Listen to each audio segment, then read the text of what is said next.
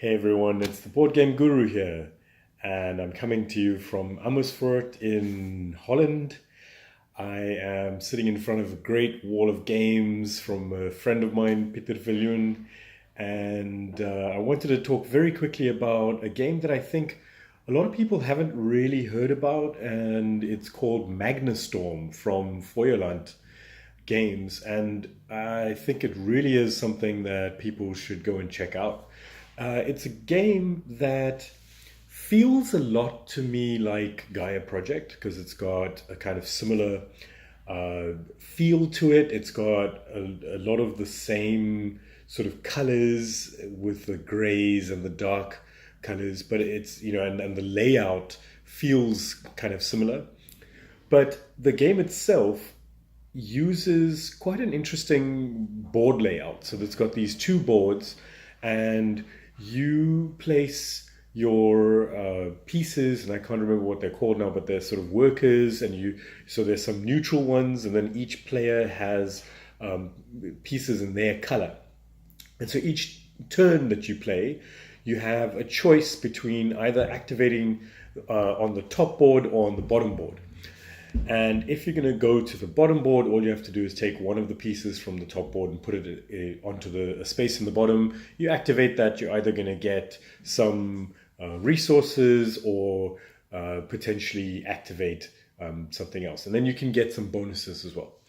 So that's the one kind of easy thing, which is really just a worker placement. But the really cool thing is you can then also, there's a sort of push and pull effect here, because in the top board, at some point, somebody can choose to influence the commander at on the top board, and you would pay. The amount that you pay is related to how many of the pieces of those workers are actually in that column.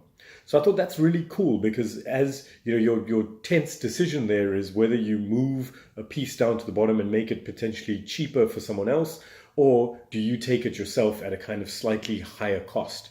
So that's quite cool. And then at the end of the round, you actually swap the boards around. So the board at the bottom, depending on where you've placed all the pieces, that is going to be in place for the next round. And so that determines the pricing for the next round as well. So that's quite cool. It's got these cute little turtle meeples as well, which is really interesting. It's these research stations. There's this huge storm going on, and this is part of the theme.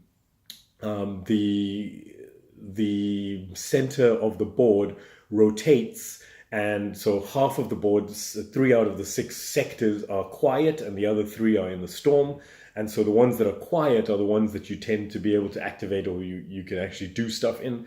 And then the other ones are areas where you can't actually activate. So as it turns, then that sort of changes. So there's a dynamic aspect to the whole game. So I think it sounds really cool. It's got some really good mechanisms in it. It's not one that I've seen a lot of buzz for. I know Paul Grogan mentioned it in his anticipation video.